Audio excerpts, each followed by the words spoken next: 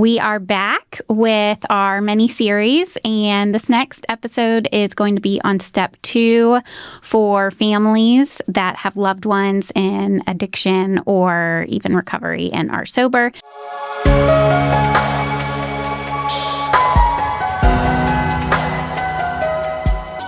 We have Miss Kathleen with us again, who is sharing all the things for us and teaching us. So I'm just kind of going to go back a little refresh. So if you're just coming into step 2, last topic we did step 1, of course. So we use this book, Paths to Recovery, and we also use the Blueprints for Progress when we do step 4. So today we're just going to stay in the hardcover book, and we're going to do step 2. Okay. And you'll notice my book, lots of highlights, lots of underlines, lots of things in the notes in the columns. And where these come from on the sides is when I sit in on the men's group. And I sit in on the men's group and you're teaching the same step. Mm-hmm. And I'm like, oh, that would be a good point to bring up. That would be a good point to share. Because a lot of times I think the families want to know, well, what is my family member doing? They're doing the same steps, but they do it a little differently, right? And so the way we focus on in our steps is I keep bringing them back to this is us working on our side of the street. This is our work, not their work. They're doing their own work. And it looks a little different. The steps are exactly the same. Yes. And the guys will ask me that too. They'll be like, what do you mean there's steps? Do they have their own steps? And I read it and they're like, hey, that's our step. I'm like, yeah, that's your step, right? So step 2, came to believe that a power greater than ourselves could restore us to sanity.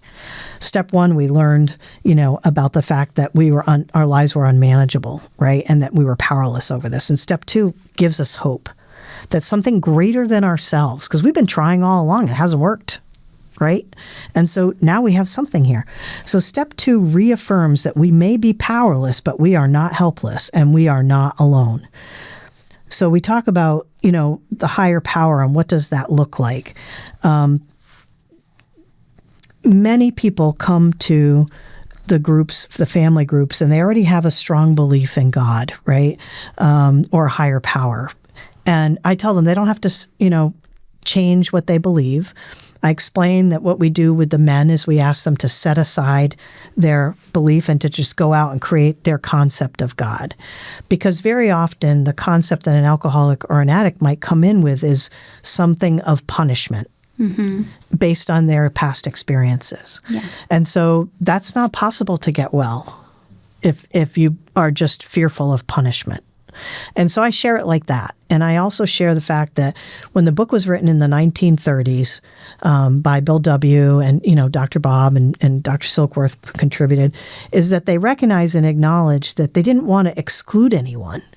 So if they talked about the Catholic book or the Methodist book or the Christian book or whatever, there would be a lot of people that wouldn't get well. Mm-hmm. And so they wanted to make sure that everyone felt welcome. But they recognize that because it's a 3-part problem, and one of the biggest parts of that problem is spirituality, spirituality had to be a component. Yes. Right? So we don't tell people who to believe and how to believe, what that looks like, but we just know it has to be, it says it right here, basically, a power greater than ourselves. Mm-hmm. Or any other human being for that matter, because other human beings have tried to solve this thing and they haven't been able to do it. Right.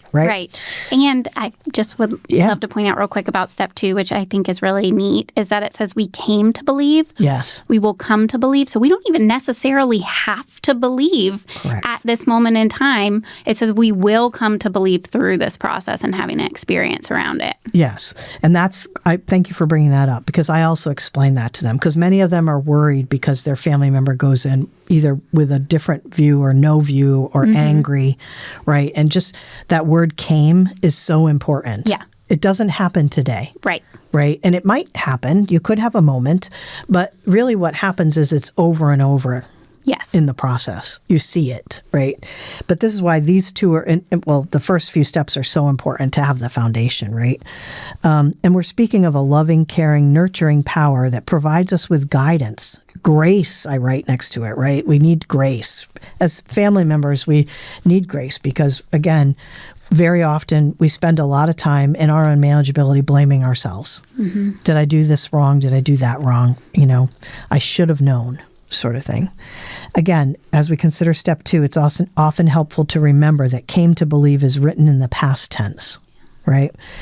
few of us walked into the first meeting having all of our understanding about this, because they probably wouldn't come to a meeting if they knew everything, right? All right, let's see. We talk about freedom, right? We listen to experiences of others and want to have what they have: peace, serenity, happiness, faith, and joy, freedom. And we talk about the men experiencing that a lot. What is it about Chad or Jacob, or Tanner or Ryan that you see, or the other guys that are even earlier in recovery? Freedom. Yeah. One of our guys had a 2-year birthday today, right? And I remember the day he walked in the door. I know. Yeah. It's amazing. Yes. And so that's the freedom that the other guys see. And so we want to be able to share that freedom. And that's the part I also love about our family program is it kind of created itself, right? It did. And so we don't just limit it to people that have someone in impact right now. We have people that their family members have been home. They've been home for a long time. And they will send me a message saying, Kathleen, are you sure it's okay if I keep coming? I'm like, yes, because you give the new families hope. Yes. Right? And you share about some of the things that happen, some bumps, but then how the person's able to come back from it. Yeah. Right? I had a situation the other day with one of the guys, and it was something that he had forgotten to do, right? And he had gone home on a trip, and he had forgotten to do something. And he sent me a message, and it created a little bit of craziness on my side. But I did it, right? It was like what I do. But then he sent me a message and he said, Miss Kathleen, I want to apologize if I created any confusion in your day. Aww. I was so excited. And so I called him right away and I said, I know I'm not supposed to say it's okay, but but I want you to know is I'm so grateful that you were willing to acknowledge that it could have created that. Yes. This is the change. Right. It doesn't happen right away. It doesn't happen in 35 days. It takes time. And everyone's a little different. Yeah. Right? Yes. All right, I got off the task there. With step 2, in the support of a loving fellowship, we begin to learn how to recognize and accept our own part in the family disease of addiction. Whoa, what do you mean we had a part in this thing? I'm not the one with the problem. We go back again to step 1, because I get a lot of that when we get to that part, right? Acceptance of step 2 is paramount to working the rest of the steps.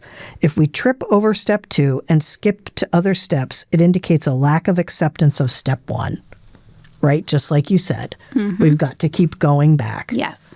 Right?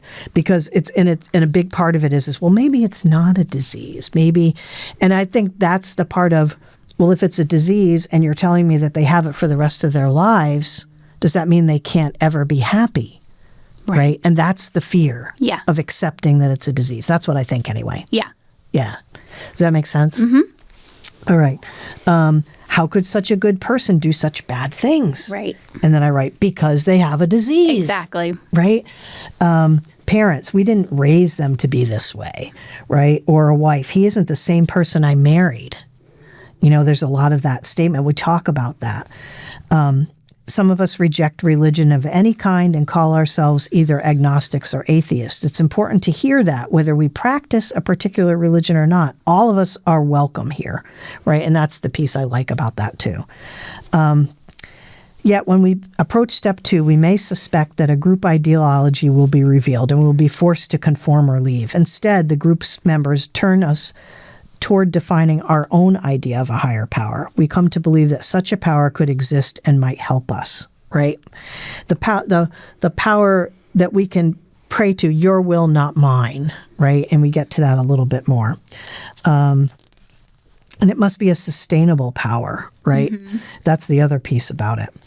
So let me go here.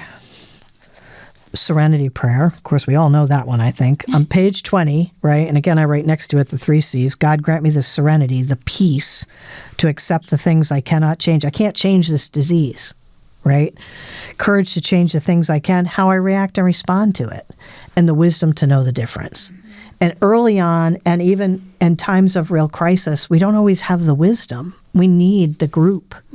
We need, whether it's the whole group or just someone that we connect to that we can talk to. Yes. Just like you guys. Yes.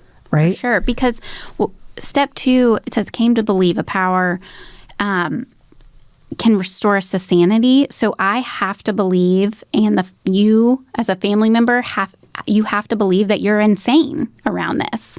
Because if I don't believe I'm insane as the alcoholic around the drink or the drug, then why in the world would I think a power is going to grant me sanity? I don't need sanity. I'm fine. Right. And from my experience being on the other side of it too, having a loved one in active addiction, I was absolutely insane, crazy, neurotic, and I could not do that. Yes. And to have this, like, God will, restore me to sanity around that. This is all so important for the families because they're not happy either when they're going through all this. And so to be able, like we've been talking about, to be at peace, to have freedom, regardless of what our loved one is doing, like that is just so amazing. Yes.